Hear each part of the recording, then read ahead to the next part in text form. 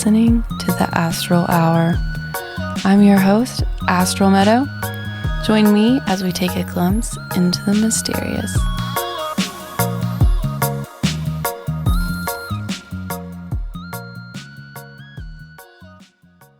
Welcome, everyone. Today, I'm joined with my friend, Alicia Waite.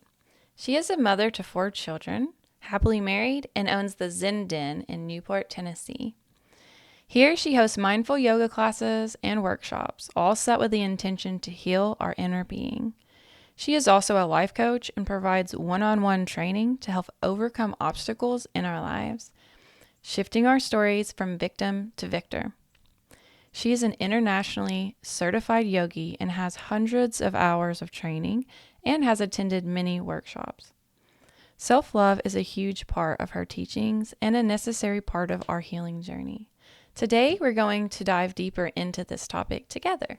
Welcome to the show. Thanks for having me. This is exciting. Yeah, thanks for driving out. I know it was a little bit of a ways away from where you're at, but they do sound better, in person. It's always nice to actually look the person in the eye and get to talk to them. I feel like with Zoom, my brain's delayed a little bit. I'm responding weird. So well, I think we automatically assume we're on a delay, so we're waiting to see if they heard everything we said, and then when we don't want to over interrupt, and right. Zoom can be crazy. And honestly, as a mother of 4, getting an hour and a half to myself in the car to sit down, it's nice. It's part of self-care. Right. Totally. So I love it. Yeah. Could you share a little bit about yourself and your spiritual journey for us? Oh my goodness, what a journey, right? It's so interesting, the spiritual journey. I think, it's so many chapters and there's so much depth to it. So just trying to pick a space can be a little bit hard. But growing up, I was raised by a very spiritual mother who was very open-minded. She was raised Catholic, but didn't really follow those traditions. She was much more older spirit, wiser spirit, and just knew there was much more unified thinking to be based on. And my dad was a evolutionist type agnostic being. So I kind of got the balance of science and spiritual. And I'm really thankful for that because it's made me a super well-rounded person. And getting to know a lot of religious people through life, no offense to anyone who is, but they tend to kind of be blocked or only this one set of thinking, or they're dogmatically taught, we have to do this for ritual or we have to do this, where I was just kind of raised unified. So there was no dogmatic issues for me. Right. You could openly express yourself. And if you wanted to be religious, you could. Right. Yeah. She was very encouraging of study everything, absorb, create your own opinions. Right. And I loved that. Yes. So in my first marriage, I was in a very toxic situation. We were both teenagers and young and dumb, I guess would be the, I don't know about dumb, but we were definitely young and made our own choices. And he was raised in a very non-belief family and was, I wouldn't say atheist, but probably leaned more that direction. Lack of belief, lived more in a victim state his whole life, being born to addicts and things like that. So I think our upbringing together was different. And then I wasn't really allowed to express myself spiritually inside that marriage because I got made fun of a lot and just a lot of things happened. However, we did kind of, in the middle of our marriage, dive into Christianity a little bit together. There was this hopeful space that kind of came with Christianity of it was the dogmatic style of Yeshua's teachings of, say this prayer and basically everything's going to go away. Which was kind of an unhopeful prayer, really, because it set me up to be looking for things to change just based on somebody else's spirituality or somebody else's approach. And so we dived into that for a while, but I felt myself constantly questioning everything. And whenever I would ask questions, I would feel they would get the answers of oh, well, you can't ask that. Or if they wouldn't have an answer, you would get that you're going to hell type response. And it just that just didn't work for my soul. And so I like towards the end of my marriage, at that point, it was just really toxic. And I was in such a suicidal space and such a yucky space. Yes, I said these prayers and I was constantly hoping Jesus was going to take it away for me and it was just going to get better and it was just going to get better. And as those problems got worse and worse and worse, I lost hope. I lost, like, nobody's coming to save me. Like, nobody's coming. This is never going to go away. And I just wanted to quit. I'm done. And so I have this super pity party moment. Come get my kids. Like, I don't want to live anymore. And it was it was painful. Like, that situation was really hard. And the woman I was at that moment, she was deflated. She was tired. She'd wanted to give up. And so my friend comes over and gets my kids, and like a dummy, I head off into the woods, no phone, no nothing, like totally having a moment of emotional breakdown. And I get pretty good ways from my house and come up to a fallen tree. And, so I go around it, but the tree starts to move. And this coyote comes out of the tree. And at that moment, I know in every fiber of my being, I want to live. Like, it wasn't even a question. It was like, what am I doing? But this coyote was not there to eat me. This coyote was not there to harm me. This coyote was there to remind me of my power, to remind me of who I am internally and where I'm going. And even though all of that came out of fear and I still thought he might eat me, I just started to back up and I realized I needed to just get home to my kids. Like, that was all that mattered to me at that point. And I had 3 sons at that time with my first husband. And so I start running all the way back to where I was living at the time. And we had tons of property that were behind the house. So it was a pretty good ways. And fell so many times, bloodied myself up. I'm a hot mess. I run all the way back. I just fall to my knees underneath this tree. And I have this beautiful, powerful spiritual moment. In my weakest, darkest, poorest, most awful days, here I have this light. And by light, I can't put it into words. I don't need to have a name for it. I don't need to be able to describe it in complete function. Just know that this light was so powerful. It was so beautiful and healing and comfort and just nothing but love. Like unconditional love. But through that, like, whether it was hearing this voice verbally or in my mind or however that portrayed itself, I heard, you have to save yourself. Like, you have to get up. You have to do this. You have to make a change. You've got to get out of this moment. You can't keep waiting on somebody to save you. Now, whether that's, Jesus' spirit speaking through me consciously of like, this is a lost teaching, like, it's not going to fix everything. Like, whatever that was in the moment, it was so profound. But then it was followed by, once you do this, you will be able to help others. Right. So now what? I'm like broken. I'm battered. I'm like in this moment, like it gets crazy. And then my house catches on fire. I finally get out of this situation. Like, I leave him. I have the courage to get out of it. My house catches on fire. And now I'm homeless with 3 kids trying to figure it out. And so it was this constant, like, after I got out of the marriage, I just started to dive in. I was like, okay, what was that? Like, what is this experience that I'm having? Where is this taking my spirituality? So I go to the library and I rent all of these different religious doctrines. The Bhagavad Gita, the Quran, multiple versions of the Bible, the Tao Te Ching. Like, I mean, I'm just diving. Like, what is out here? Like, what is so, and I'm trying to break, like, my frustration with Christianity. Because one, I don't want to be frustrated with Christianity. Because there's good Christians. Right. Just like there's good Muslims and there's good this and that's and right. But I think so much of our lives are just cultural input, wherever you're born into, whatever your family teaches you, whatever starts to get endeavoured into your life. We're all on this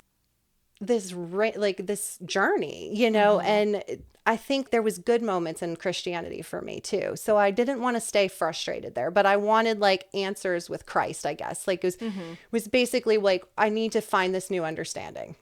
Right. So I started to study him outside of Christianity. And the more you get into his story outside of Christianity, the stronger and more powerful he becomes. And Yes.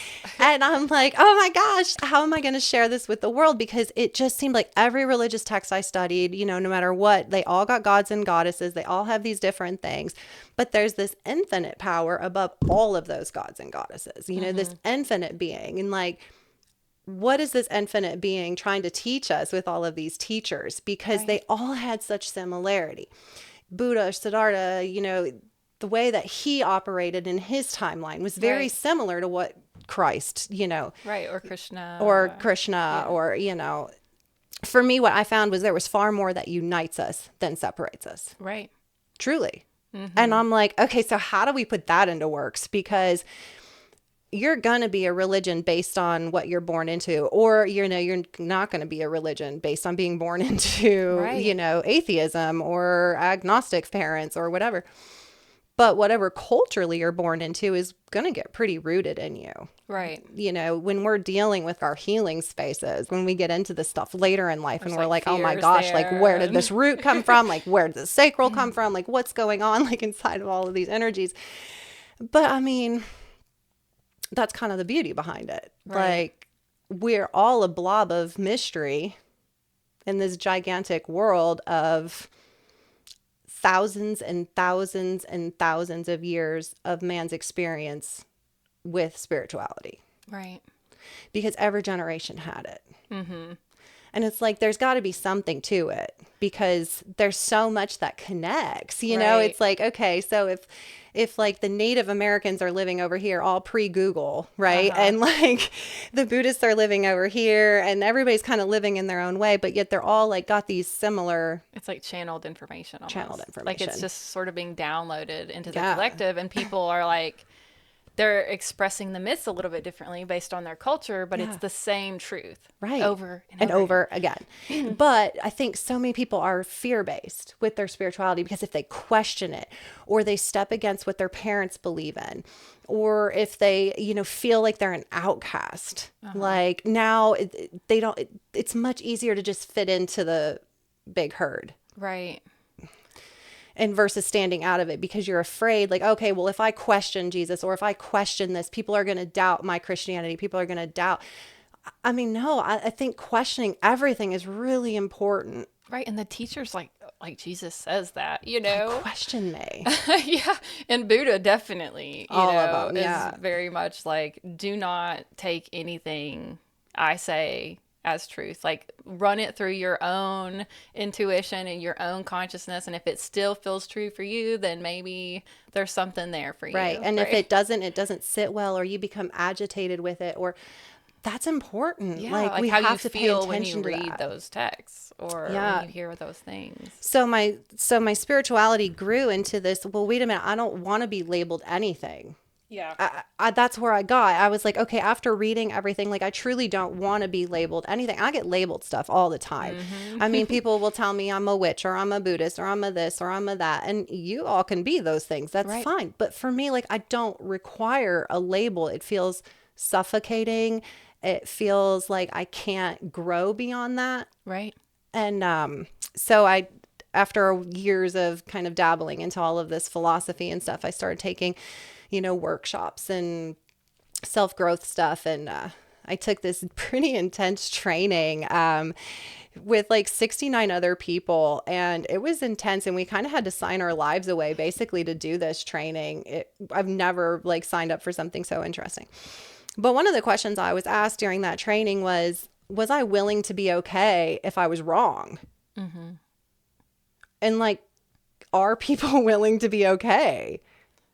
Like, that's a tough one for people, because there's this black or white perspective that people want. They want a consistent answer for everything, or a dotted line, or just, I don't think spirituality can function like that. There is no black or white. Right. It doesn't really leave space for evolution either. It's like keeps you in the same stories that our ancestors had, because we're still following the exact same rules and traditions. How are we going to create a new earth or a new type of thinking if we're only repeating the patterns. I really think of religions as being a big story, and that's just, this is chapter 1. Right. Chapter 2. Yep. And this is how we can study, our ancestors and like just sort of our roots and where we come from. And there's so much beauty there. And I think a lot of the myths, I still find meaning to them. But my thing is like, I just don't feel the need to like give my soul to anyone or worship anything outside of just feeling that connection to source. And that's where I'm at too. And if there's any fear associated with it, I just discard that, because that, I mean, obviously fear is not a good energy, So if someone has to like try to scare me into becoming a whatever, Yeah, it's scary. It's like, let's really be cautious there with self-care, because it's like we have to decide what feels right to us. And spirituality is experience. Right. And everybody has a different experience with that. And some people are really afraid to experience it, like what is that going to be like? And I think, sometimes like we get too caught up and wanting those answers, wanting like this specific God or this specific goddess or blah, blah, blah, blah, blahs to always fix everything. And again, I think that we have to be cautious, like, because one, the universe truly is not just a magic wand going around and like giving everything to everyone. We have to put forth work, like inner work, spiritual connection, like that has to be dedicated. That has to become part of who you are. Right. And I think like journaling and, reading all the different texts. You can read scripture from the Bible and grow from it. Right. But you can't use the Bible as a weapon. Right. And that's a problem. Right. I shared a quote the other day, and it was, imitation can't go above its model. And one of the things about like Jesus saying, you can do all I can do and more. But if all you do is try to imitate these other deities and you try to walk exactly like they do, well, you're actually limiting yourself, because like even those particular beings try to tell you that you actually will go further than I have. Why? Because we evolve over time, and like the consciousness is expanding, the collective unconscious is expanding, and so like those messages were really, really important for a certain time period, and we sort of evolve. We take the good stuff, we leave the bad, and break these generational curses, right? Yes, because some of those traditions have been used against us, and to keep human beings, kind of powerless, going through the churches or tithing all this money versus just like giving to people in your own community. Like,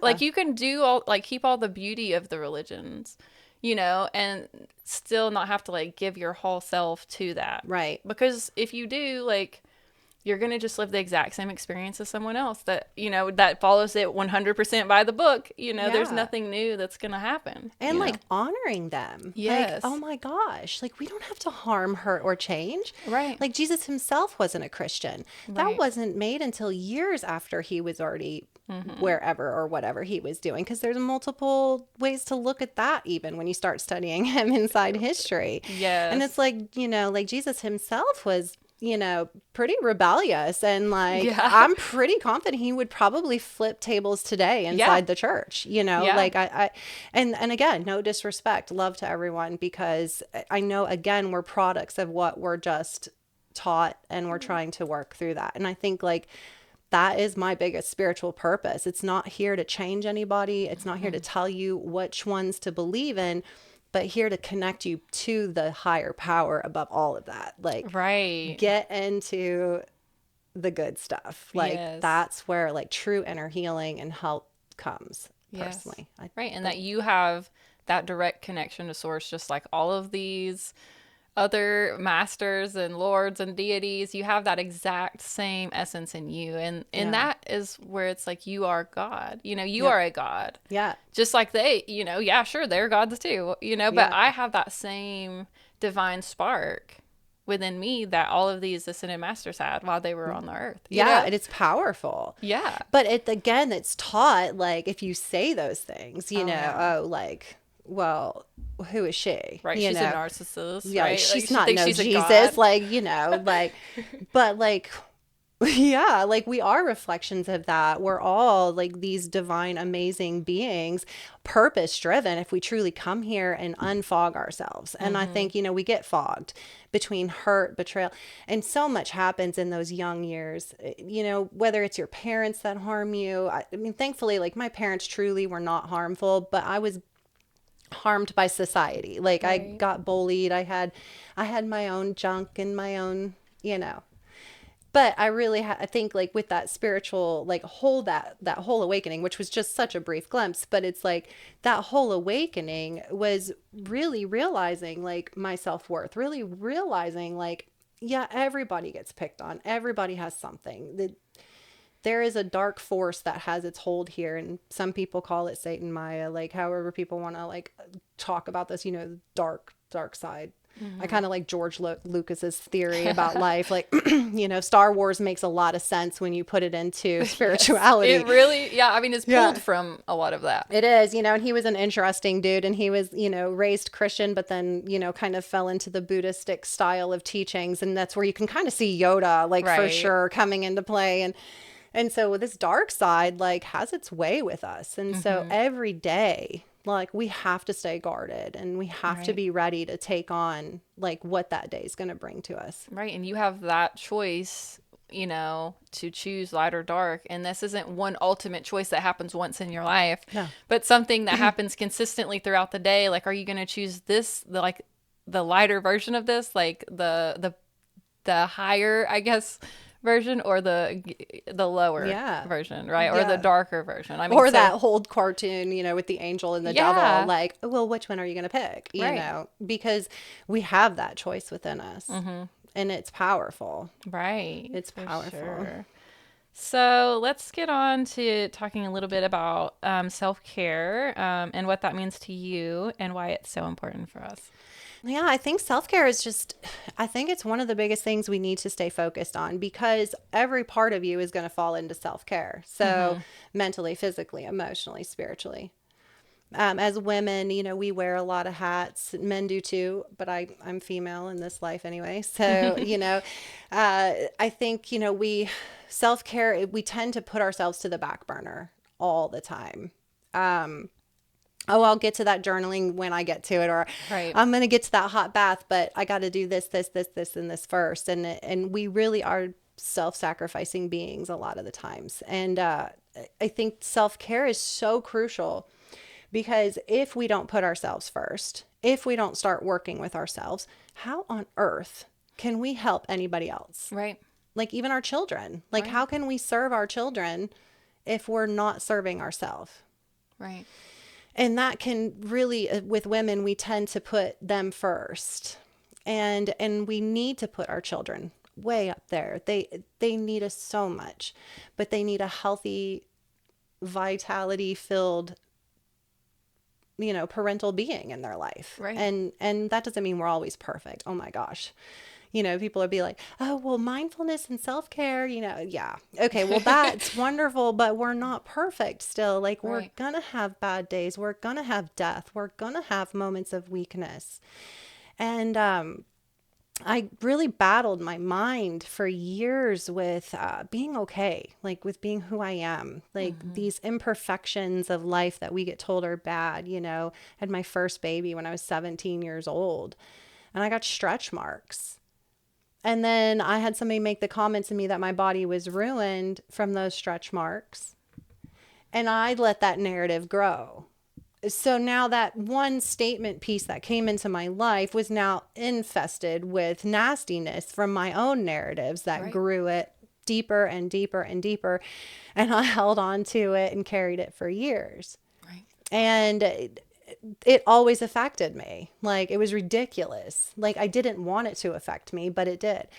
And getting into my self-care, like the more I realized, okay, it's our inner bullshit. Like we have to dive into it. Like that is where all the story is hidden from you. Like you got to get into there and you got to find out why you accepted that, why you allowed it to grow.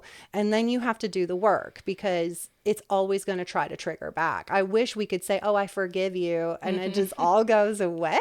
Like that would Right. just be wonderful. But self-care is not like that. It's it's consistency and being dedicated to it and shifting jealousy into inspiration and dumping false narratives and creating new ones. You know, I think like the power of the I am is so beautiful, but if we use it constantly in a negative way, I Right. am ugly, I am this, I am that, I am blah, blah, blah. Well, our poor body is just absorbing all of that negative energy. Right. And so, that was just some of my tricks, was starting to work with that. And humbleness, humility is so important. My stretch marks bothered me for years. And I had a lady who came into my life. She's a student. I still know her. We love each other. It's great. But she said, man, I would do anything to have those stretch marks, because she couldn't have children. Right. Boom. Like, humble gut punch. Right. Like, Alicia, you're blessed to have stretch marks because you got 4 kids. Right. So it's just changing that perspective. Changing that perspective. Right. Like, and does that mean, oh, that's all going to go away? No, but it comes into my mind when I get into that stinky thinky. Now you can say that. Now I can say these things. I can go back. No, remind yourself. Be Right. gentle. Be gentle.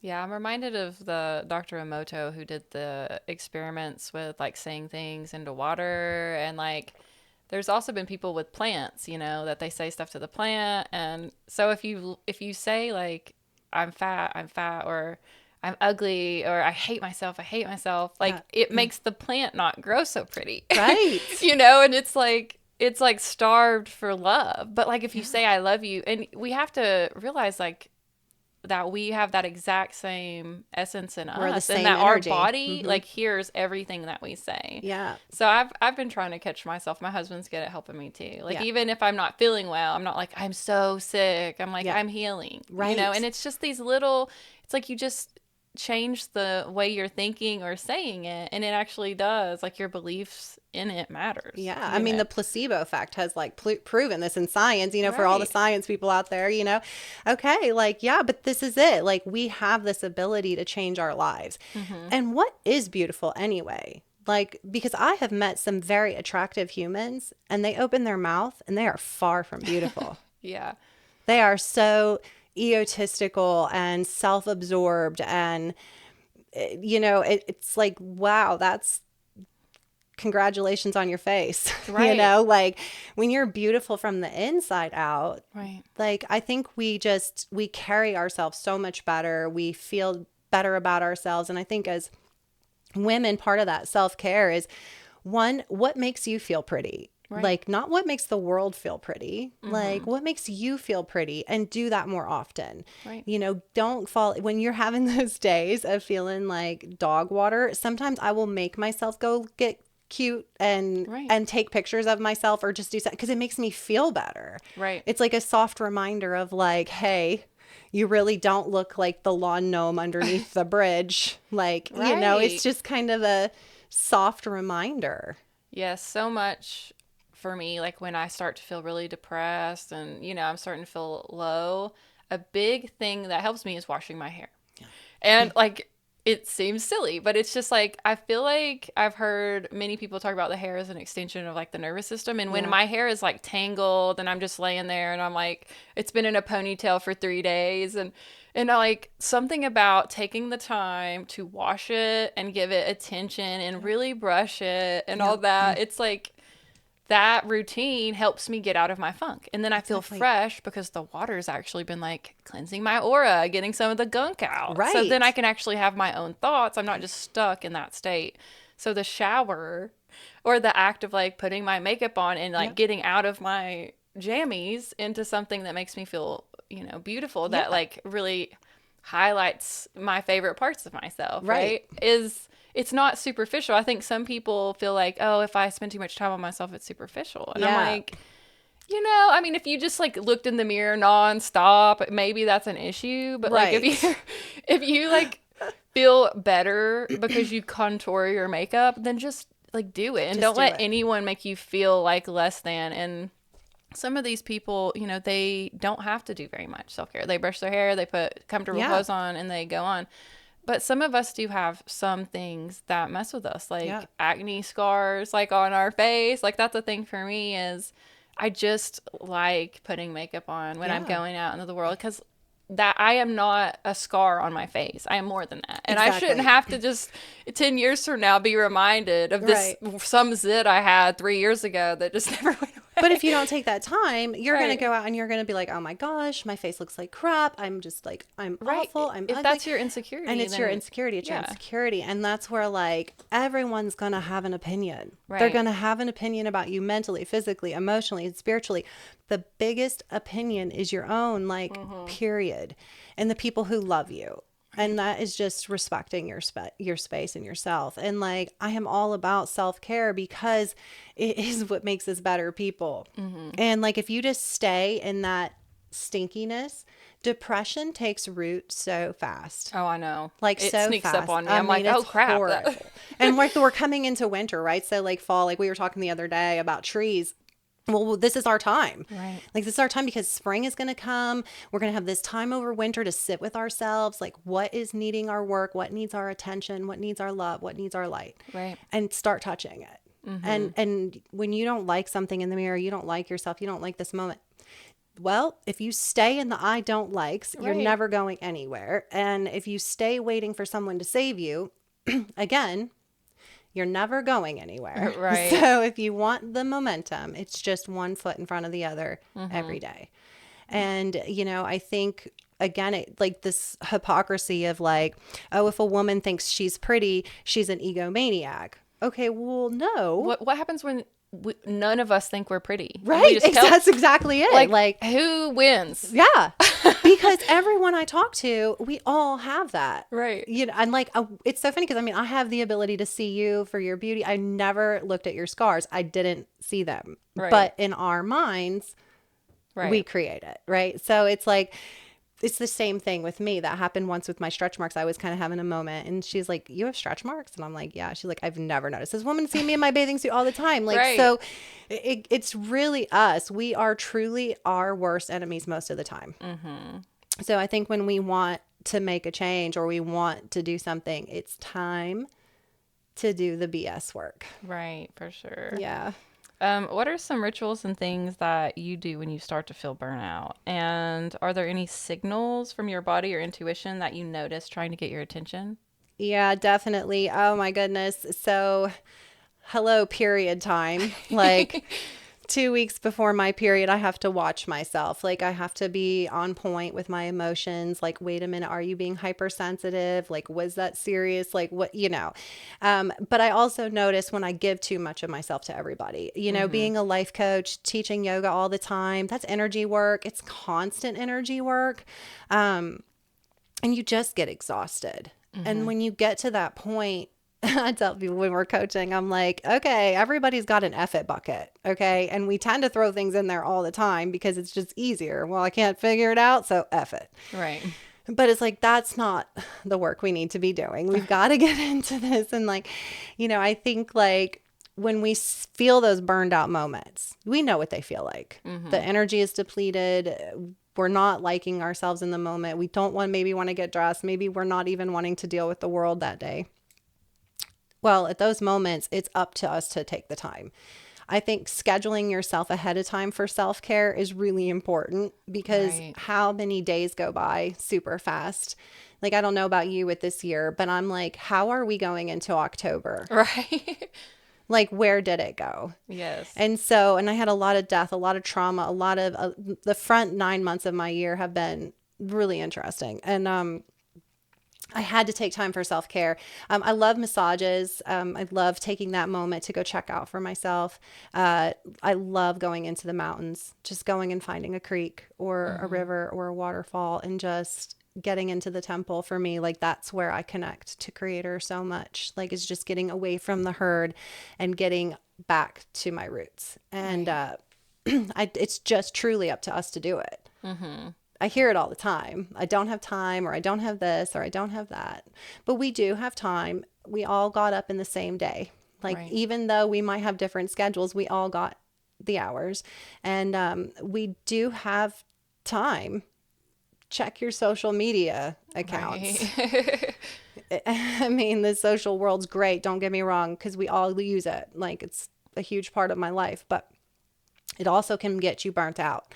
The Right. constant comparing of lives, the constant like highlighted reels, the flawless bodies. I mean, how many, like, you can get on Facebook and Instagram any time of the day, and it's something's going to trigger something in you, or you Right. know. So I think with self-care, you have to plan ahead. Like, Mm-hmm. look at yourself and pencil yourself in just like any other appointment. Then you're Right. going to get more consistent. And then always add monetary value to that. Pre-book your appointments. You're Mm-hmm. far more likely to show up. Right, because you can really like set your mind to it, and then schedule your life around it a little bit more. Right. So if I have like 2 or 3 days where I'm really social and I'm looking at my calendar, I will write in that this is a rest day. Right. And if I don't, then I don't think about it. Someone's like, "Oh, you want to go to this thing with me?" And I'll just be like, "Okay, yeah, I'm free that day." But I'm like, then I'll look and I'm like, "Actually, that's my rest day. Yep. This is gonna, really make the my whole week extra hard if I'm so tired that Right. So I have actually been keeping the calendar closer to me, and actually before I say yes to anything, I'll tell people, let me go check my calendar. And Yep. it's not on my phone. It's at home. So I don't respond right there while because of course you see this person, they're excited. And you're Yes. like, yeah, I would love to do that. Sounds great. But then I'm like, oh my God, I just signed up for And like, something. why did I do that? Because Right, because now I I haven't got it. Yeah. checked my calendar. So I'm like, I'll message you in a couple days Yeah. after I look at my calendar and think about it, because, some of these things that are exciting and fun can also lead to burnout. So you want Yeah. to even pace. This is like that Jupiter energy. Like overindulging can be just as harmful as so over socializing can be just as harmful as Just like as staying harmful. in a corner, in the dark for 2 weeks. It's Exactly. It's both just like are hyper and under emotional chakras, like right. if they're way too open, people can be so annoying. They can be just way over the top. Those people are just like, ah, like all the time. And Right. then the ones that are really under, like they got the Eeyore type, personality. And Right. it's that middle ground. And I just think like middle ground is where we need to be in most things in life, diets, overstudying. We can overstudy too. Right. Like we can overwhelm ourselves, and then we're like Mm-hmm. caught in this battle. It's not like ignorance is bliss, because it's not, it's just ignorance, but we can just overwhelm ourselves. Right. So with self-care, like, it really, really, really, I seriously stand behind this. Like, I think it is one of the most valuable stamps in our book. Right. Yeah. Because you want to be functioning at your, highest potential all the time. I really started thinking about this. It's been over a decade now. I got this Caroline Mace archetype deck, and you pick the archetypes, but everyone has four of like the not so great ones. So it's like the victim and the child. There was one is it saboteur? Is that how you say the word saboteur? But Like the sabotaging type. yes, Yeah. but everyone has that. So for me, when I did the spread, it landed in the house of my highest potential. Right. So was sabotaging my highest potential, and something about seeing that, like I did that spread myself, Right. and everything. I picked all the archetypes besides the four, and I was like, wow, like the darker archetypes actually taught me more about myself. And Yeah. at that point, I was like, I recognize that I have the potential to self sabotage. Yeah. So maybe some of these things are on me. Right. So I started thinking, like, okay, when I, schedule too many things in a row, that's actually self sabotage for me, because I am more introverted. So I have to have quiet time. This is also Yeah. a 12th house or thing. I have so many planets in the 12th house. If I don't meditate, I'll really feel ungrounded. I'll start having like brain fog. Right. And that's when I'm like, okay, I need some And that's your silence. self-care. That's your Yeah. self-care trigger. Like, we all have it, whether it's the brain fog or the over emotional one, or, the erratic behaviors, or when you're burnt out. Right. And when you're burnt out, like, it's on you. Right. Because who's going to do it for you? Sure, I can call and be like, hey, Astral, I think you're burnt out, so I'm going to book you a massage today. Go show Right. up. Like, Right. sure, I could do that for you. The likelihood of your friends doing that for you are pretty slim, because they're barely keeping their own heads above water. So it's like, that's, again, that self-care has to come back to ourselves. And I personally think we all are self-sabotagers. I think we break ourselves down thinking we're unworthy or we can't do it. We're not this enough or that enough or burps. Right. Or even like feeling the need to prove ourselves so much that we, we forget about us because we're trying to prove ourselves for other people. Yeah. And so then we're like, okay, I accidentally lost myself there. Yeah. Who So, hasn't had that moment, And it's like, yoga's beautiful. Like, it's a gorgeous practice, but sometimes it's not. Sometimes it's crying and it's breakdowns and it's not getting into that pose you wanted that day. And it's this ebb and flow. And, I getting back to when you said like the darker times can, help you more. I think that's true. People say, oh, if there's this infinite being that loves us so much, why is there suffering? Well, that's because of free will. All of us have choices. So if you're constantly making bad choices, that's not because our creator didn't love you. right. It's because you have to make better choices, and I think so often we forget that. And the suffering inside society can bring really beautiful things. Look at the Gatlinburg fires, like that was the suffering in our community. That was really sad, but everybody came together. They worked it out, and if you come up on a car accident, like, you don't get up to this person. Like, your first initial response is like, are they okay? We don't walk up to this door and be like, well, who did you vote for? Right. Who do you pray to?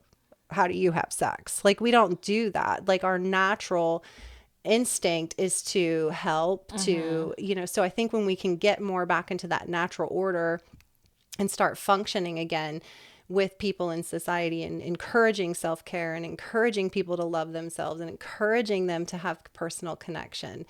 Like, I think that really can really help out a lot. For sure. All right, let's talk about reprogramming our beliefs around selfishness and selflessness and finding balance within these polarities.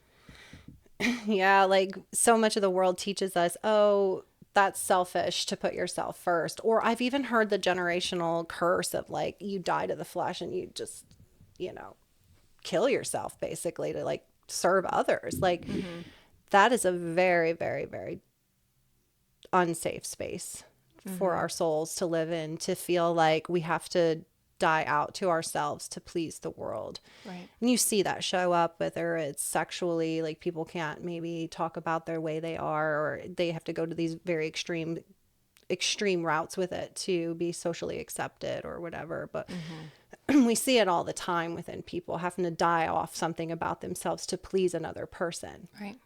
Like that can even happen in your own marriage, or it can happen in friendships. Like you're pleasing people, like you don't want to overstep, or you don't want to, that type of like step on eggshells type thing.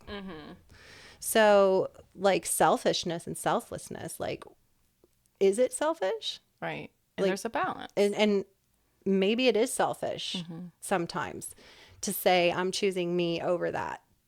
But if I don't do that, that's going to turn me into a train wreck. Right. So at some point you have to be self-sacrificing. At some point you have to like push through that. Yeah, I think about like with the ego, a lot of people want to label the ego as bad, but this is the land of polarity, right? Right. The ego protects you, it helps you set boundaries, it helps you, make choices that are going to keep you safe. So the ego's not inherently bad. I had this guy argue with me on the internet about it the other day. Yeah. He did really good at transcending his ego, apparently. He's like cussing me out about bringing this topic up, but it's not always bad, but it can be. Yeah. If you try to pretend like you don't have one. Yeah. And you try to pretend like it's not there anymore. Well, Right. That's still the ego. Like you can say I don't have an ego and that ego's bad. But We all have one. right. I feel like if you label it as bad, then you're going to try to avoid, taking care of that part of you more because you're like, what's bad? So I don't want to go there. So I'm Right. just going to transcend it. And I'm like, okay, that doesn't work. But what if you looked at it as a good thing? My ego is there to keep me safe and protect me. And so that I have boundaries and there's limits and this. You need those. Right. And this is how selfishness is too. Like selfishness, there are times where you really need to be selfish with your energy. so that you can be more selfless when the Yeah. time is right and someone really needs you. You can say, yes, I can be there. You know why? Because Yeah. I'm rested. I've taken care of my body today. I feel Yeah. great. I have the energy to help you now. We can't help anyone if we're just laying there in Exactly. a decrepit state. And that's what I mean. Like, it's really important. And we need the ego just like we need all the emotions. You Right. can't be happy all the time, Right. it's going to be impossible. But, it's self control. And I think that comes right with self care. And self control is important because all of these things are like gatekeepers in your life. Like, you have anger for a reason. You need to know what pisses you off. Right. Like, you need to Observe know and that. observe that. Yeah. And then now, why does that? And then Yes. don't just accept it for one thing I can't stand is people just be, well, it is what it is. No, no, no, no, no.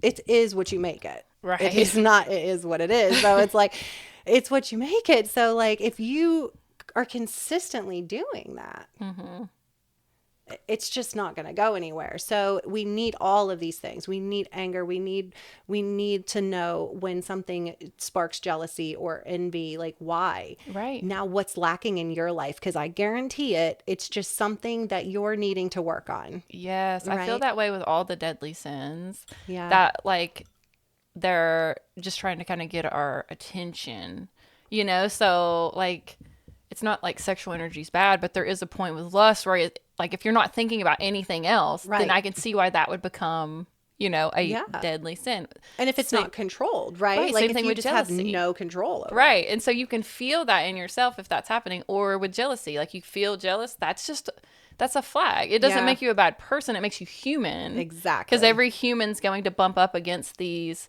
things, and we're going to feel these different things, Right. But And that's like where like, we're in the human experience right now. And I think so many people get torn up between worlds, and I'm like, yeah, but we're not in the spirit realm right now. We're on earth. Like, Right, this we're is our chapter here. Like, this is the moment we're in. So, like, Right. let's just bring focus and awareness, like, right into this space, like into this time, and it's just there's so much to this lifestyle, but it's truly a lifestyle. right. And it reminds me of a fantastic Native American parable. It comes from the Cherokee side, or I guess we gave them that name. So they call themselves the Gadua people too. I've heard them call themselves that. But it was basically about a grandfather and a grandson sitting together, and the grandson's like, I'm having all of these terrible problems. There's a war going on within me. And the grandfather says, there's a war going on within all of us. And there's two wolves. There's the good and the bad. And, and dropped underneath that was like anger, frustration, envy, jealousy, blah, blah, blah, or love, light, compassion, blah, blah, blah, blah, blah. And he says, well, grandfather, which one wins? And he says, grandson, the wolf you feed. Right. So what's our feeding schedule? Right. Like, which wolf are we feeding?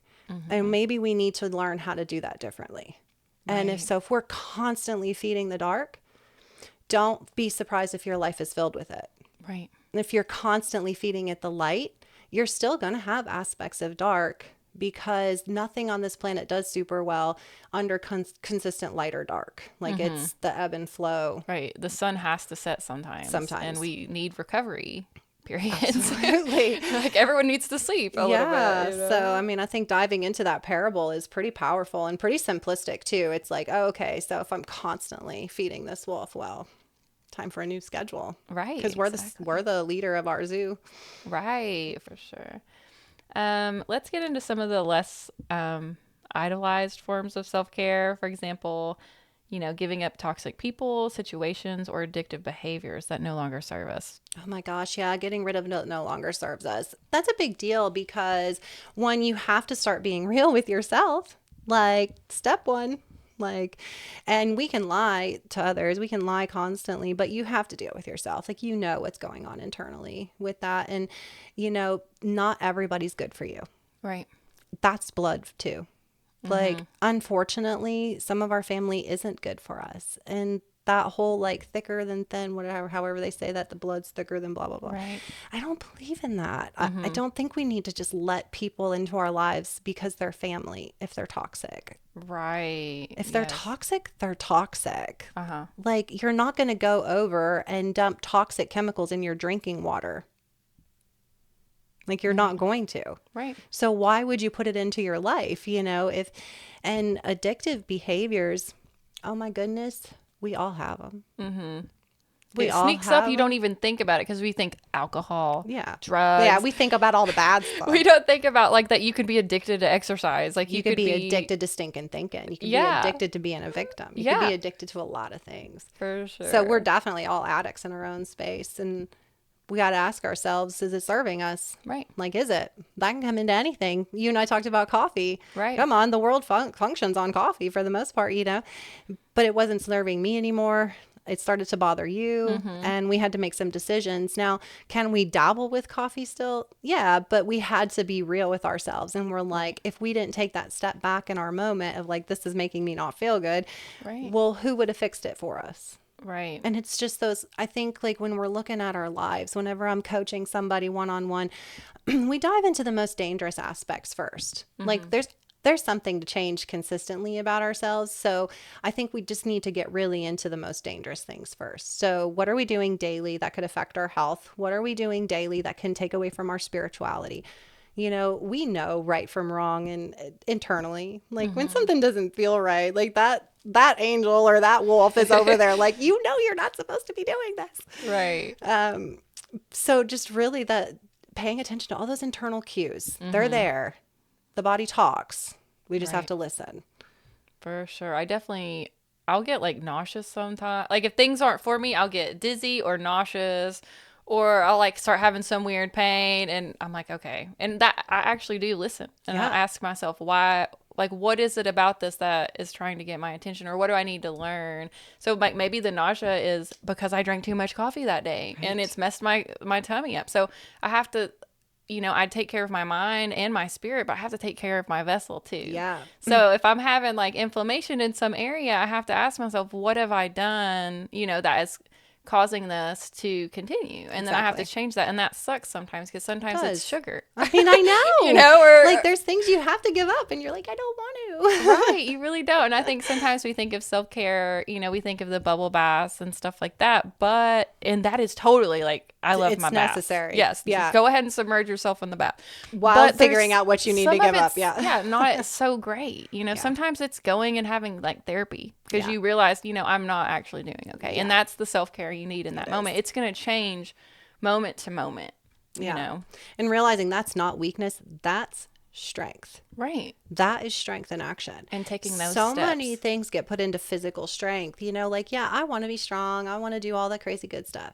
Being mentally strong, being, just, it's not physical. Like it's emotional, it's spiritual. And all of those strengths, are required for us to really be functioning pretty good. Right. And you're right. Like the pretty stuff is what we talk about a lot of the times. That's just what gets more attention, but it's the little things. Mm-hmm. It's the saying no to that cigarette because it's going to give you cancer, or it's the saying, hey, am I using alcohol to completely cope with my life? Right. Like if you're enjoying a drink socially or, you're just doing it for that moment. But if you're doing it to drown out emotions, those emotions are all waiting for you on the other side of that hangover. Right. And so we can't just consistently be looking for a Band-Aid fix or happy hopping, looking for that next big fix. It's knowing in that moment, hey, this is not serving me. Right. And being like that tree and fall and saying, I'm going to let this go. And now I'm going to go inward and work on some new growth so that come spring, I can blossom into this beautiful new vibrancy. Mm-hmm. But it definitely takes that getting into the ugly and inner. Right. And we were talking about, sort of the garden analogy with the mind and body and spirit stuff. And, I know that planting seeds is a fun part of gardening and, just watching them is kind of fun, but then the weeds start coming in and we have to... Or the parasites or there's some locust infestation. Yeah. But there's things that happen to the garden sometimes and it does require maintenance. Yeah.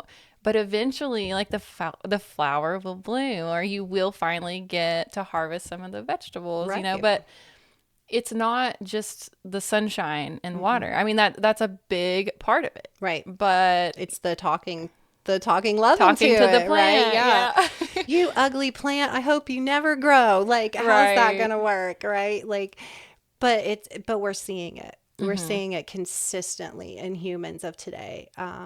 Constantly needing reassurance, constantly looking for that next fix.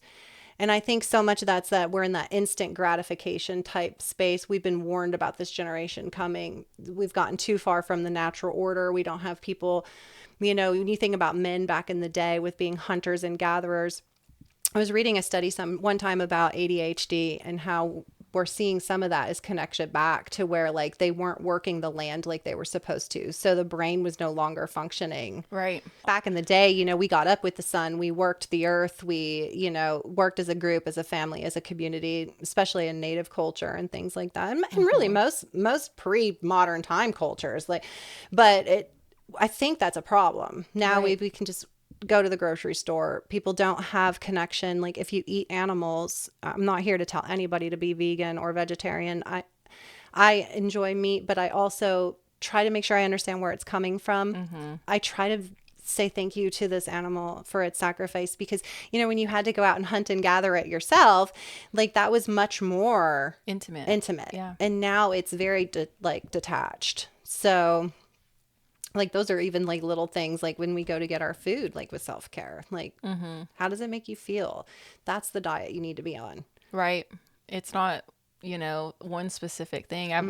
I have so many little issues come up and it'll be like, oh, if you just give up dairy, all this will go away. And I'm like, I haven't had dairy in 3 years. And it's still there. So it's not a one size fits all. Sometimes it could just be something in my mind that I just have this belief that when I do this, this happens, and maybe that's what it takes to fix it. Right. Yeah. It's just changing the way I look at whatever I'm eating or maybe drinking more water because I know I need to be hydrated. Yeah, right? because I've seen both sides of that. I see people stress themselves out over diet and like get so strict and so over the top with it. And then I see people who have like eaten like cornbread and beans and like their whole lives and like or smoke, and like live to be 98, but they didn't speak badly to themselves while they were eating, so it's like, what is it?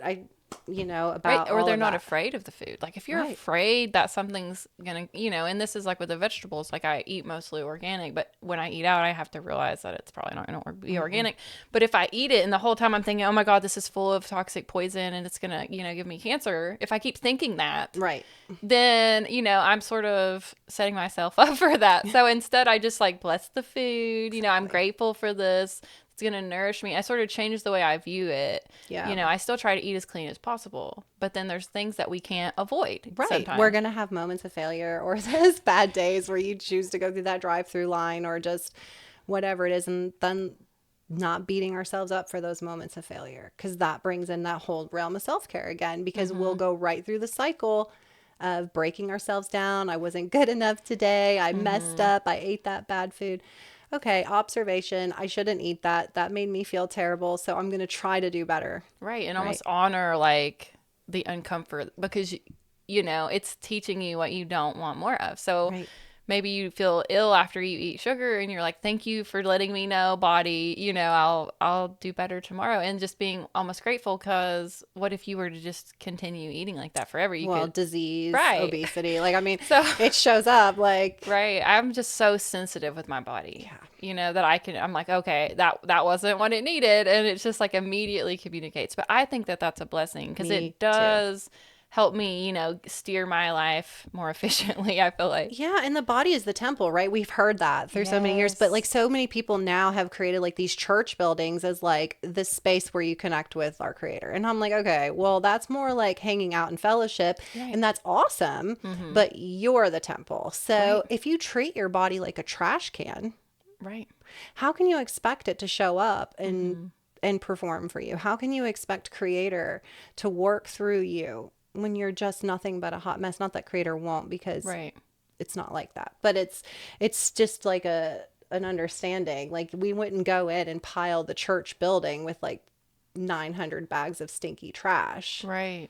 So we don't want to do that to our internal being. Right. And be so clouded. And like you posted your aura, yesterday, but if we looked at polluted, like, there's a big difference. Yeah, like the aura does absorb. It's like our thoughts are there, other things that people have told us that it sort of gets stuck on our aura. Like it's full. It can be have like all sorts of parasitic energies in it, and that does take some work of rewiring your brain, Yeah. maybe doing lots of energy work and on yourself and just imagining it being super clear and flowy and all that. And a lot of that is a mental exercise, Yeah. And so you many know? people are like, oh, that's hippie stuff, And it's like, yeah, I mean, I get it. Like the culture tends to be there, but it's Right. also not everyone's a hippie and not everyone's a hippie that believes in this stuff, right? Right. So like, a lot of this is backed by science. A lot of Mm-hmm. this is proven and it can sound foo-fooey McNargan sometimes, Mm-hmm. you know.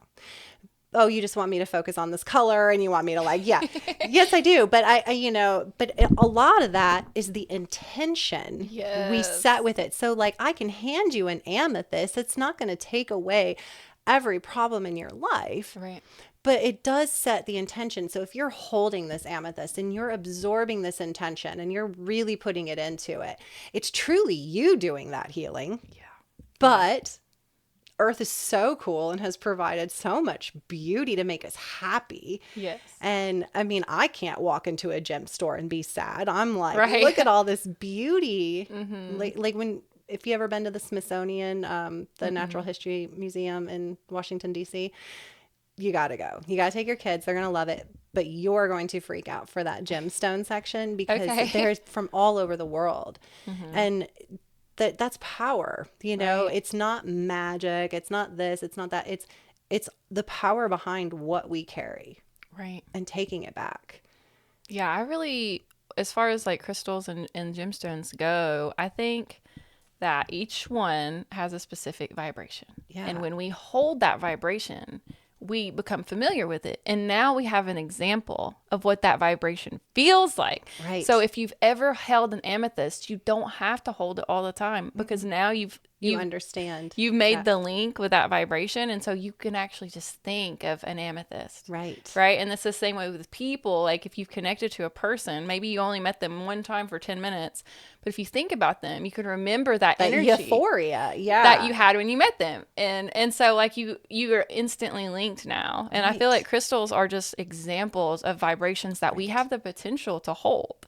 And we're pulsations of energy from this planet. Right. It's like it's when you hug a tree and Yeah. you take that moment to connect and you think about all the generations of time. Have you seen the redwoods before, like in Mm-mm. person? Oh my goodness, the energy they give off is like emotional. Like Right. I can only they're imagine. so big and vast. And there's Uh-huh. some here on Ramsey Cascades Trail in Gatlinburg that are very Okay. large like that. And you just think about how small our lifetime is in the introspective, like this tree, like how many generations have hugged you, how many conversations have been held underneath you, Right. How many all this birds have energy. nested in your Yeah. Yeah, I think about that. I can really connect with trees like that. I have an Yeah. oak tree and I just like put my hands on it and I can just feel like the time that's Yeah. within that tree and all the animals, that have had a safe haven because of this random giant oak tree in my yard. Yeah. Yeah. I think So, just noticing and observing nature, the yeah, animal kingdom, the mineral kingdom, right.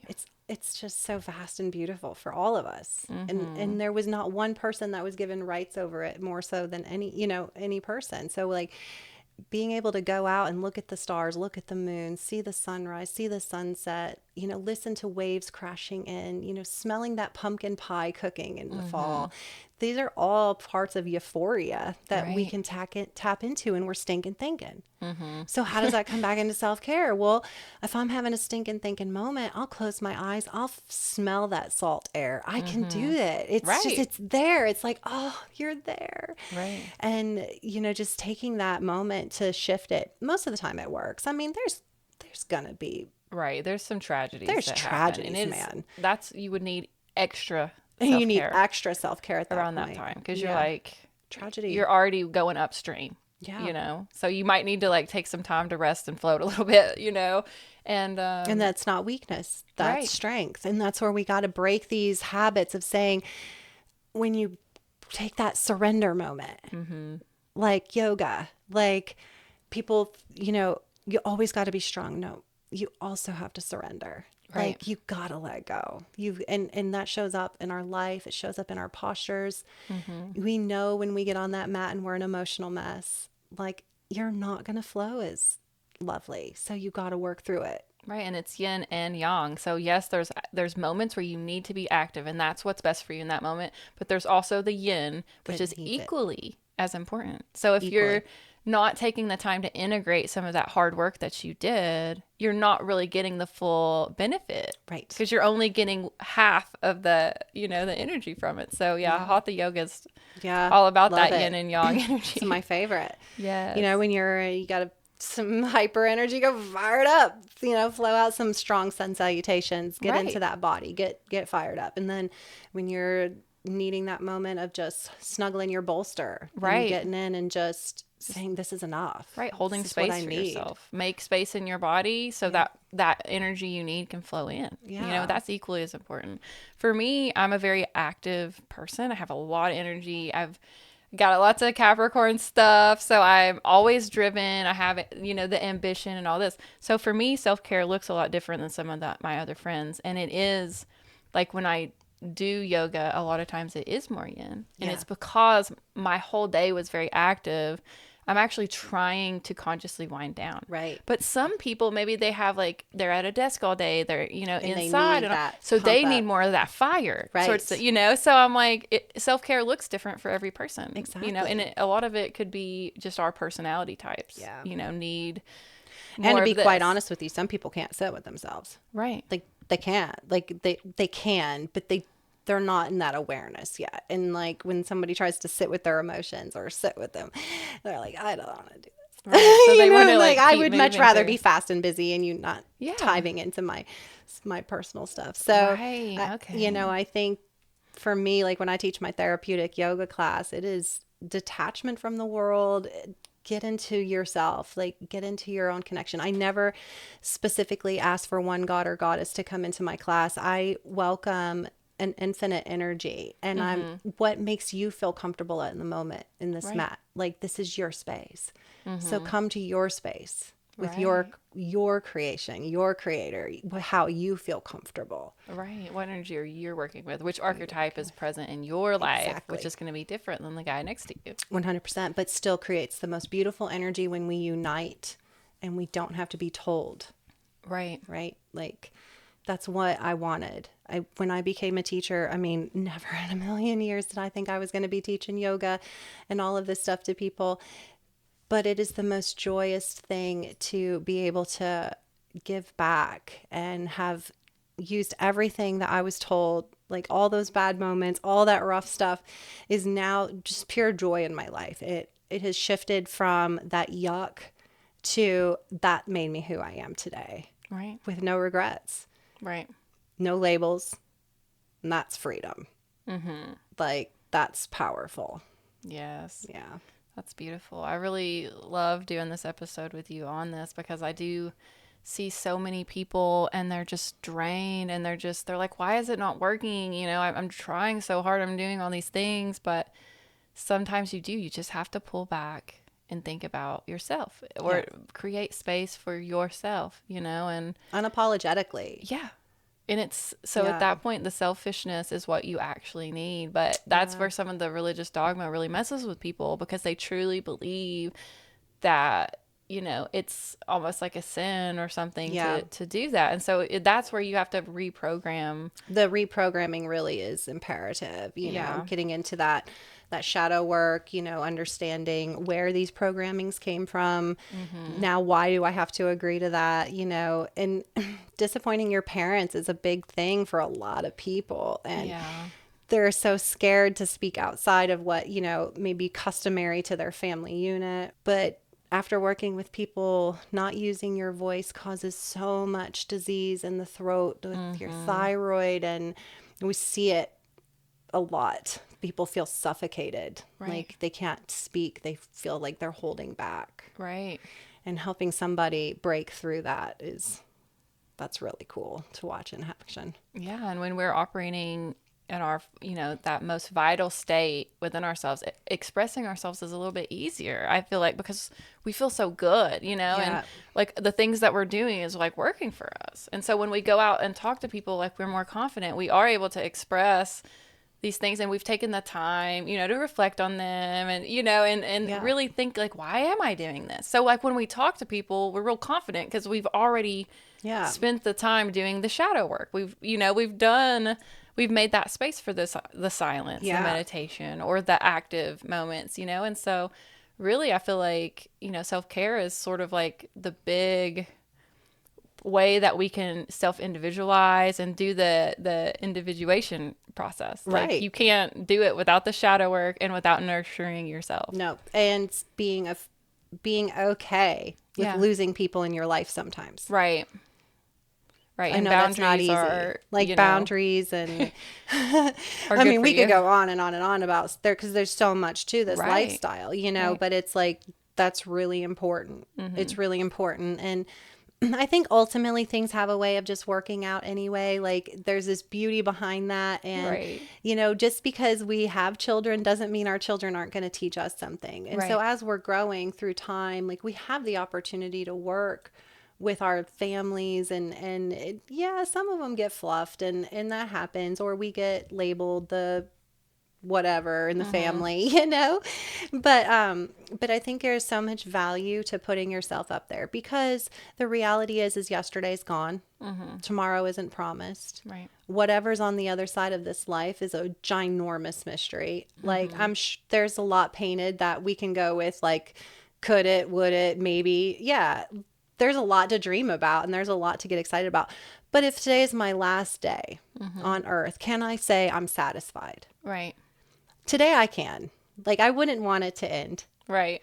But I try to live my life. Like I travel all the time. I try to have fun. I try to look for the good. I try to be the good if I can't find it. I try to live my life with a moral compass, label free, Right. doing the best I can every day. And if that's my legacy when I leave here, I'm satisfied. Right. And as parents, I mean, if our children can see us doing that, when they get older, they now will have a different mindset that they won't have to reprogram, because they'll be like, my mom was a great mom. She took care of herself. Yep. She was always, life was an adventure. And Yep. I now have that permission Yeah. to be that too. So it really is important for us to make that space. So we set the example for our children so that they can now, make that space for themselves as parents. Yeah, because it's real. Like I had my daughter. So my daughter came from my second marriage, and what a joy like it's been having a little girl in the mix with all the boys, and totally different experience. But I caught myself filling my daughter with garbage. She caught me looking at my belly in the mirror in a bathing suit one time, and I was just not being very kind to myself. And I was like, oh, I just wish I had no stretch marks. And, like she heard me. And then like 6 months later, I heard her in her bathing suit and she goes, oh, my belly's big, and she's tiny, right? Yeah. And I'm like, Right. like, no, look at what I'm already starting. Like, this is a generational curse right at the jump. Like, I caught it. And so, I just started speaking love into my body around her and trying really hard to watch my mouth, because we are going to say mean things about ourselves from time to time. But that was a big awareness for me. Like, oh my gosh. Right. Like, what did I set into my boys? Like, because what are their expectations going to be of women now if I have painted this picture of this as, so we talk about that stuff now that they're older, Right. and we work through it. And you're right. Like my kids look back now and they see me go from, this toxic marriage to this amazing new possibilities that came from just putting one foot in front of the other. And, my husband was a great part, like that now is a great part of that healing, but I had to do the work. Right. Like just going and marrying somebody else doesn't fix everything. Like Right. like him and I had to do shadow work together, like, because Yep. we both brought in marriages, like, like he didn't have children with his first marriage, but we brought toxic spaces into the new one. So we've tried to live a mindful marriage with communication and working through the junk, and we've both grown together. Right. That's Right. beautiful. So I think like Don't look for a partner to fix you. Don't look for the world to fix you. Look inward Right. because it's there. You have the keys. You have to be willing to knock on the doors, but you Right. have the keys. Right. There is some work involved. Yeah, there's some work involved. It's doable. It's We doable. have that energy within us. Yeah, we do. All right. Is there anything else you would like to add before we wrap it up? Oh, I don't know. We could always add something, but it's just been a joy. And if anybody learns anything from this moment, it's step through fear, face everything and rise. Don't run. And be okay with disappointment because that happens, and be okay with the journey just unfolding because each day is an opportunity for us to grow. I am no master. I am no high priest or anything like high priestess. I'm seriously just another human on a journey, and I feel like I'm forever a student. Yes. We're all here to learn. Every day is an opportunity to grow. Greet it with you might be wrong. It's okay. Right. It's going to be okay. We'll just learn new things. We're creatures of adaptation. By science anyway, we know how to adapt. So if we learn that we can grow beyond what we either think is ultimate truth, or if we can break out of that box and just be like, today I'm just going to deal with whatever's on my plate, and I'm not going to overthink it. I'm not going to sweat the small stuff. I'm going to greet it with mindfulness. I'm going to operate in compassion and just go for it. And I think that's the ticket, getting out of this brain and, and getting it under control, Right. So I love that. That was beautiful. What's the best way for our listeners to follow you, maybe take a class or get a coaching session with you? Yeah, so I can do the coaching through Zoom now, which is pretty cool. That's opened a lot of gateways for us, even though there's some technical issues sometimes. I teach publicly right now, very minimally. I've switched more to a private lesson clientele with COVID and everything, the way things changed. Also, I'm buying a new studio space, and so I'm in a lot of change up. So you can follow me on Facebook and Instagram at Zen Within the Den, and then my business is the Zen Den. So I've got public classes, private coaching available. I'm always doing little pop-up events or this and that. So if you just want to give me a follow and keep up with the journey, that would be awesome. Awesome. Well, thank you so much for coming out. I love doing this episode with you. Yes, it was amazing. I hope other people find this super helpful. I'm sure they will. So thank you. And thank you all for tuning in. Check us out next time on the Astral Hour.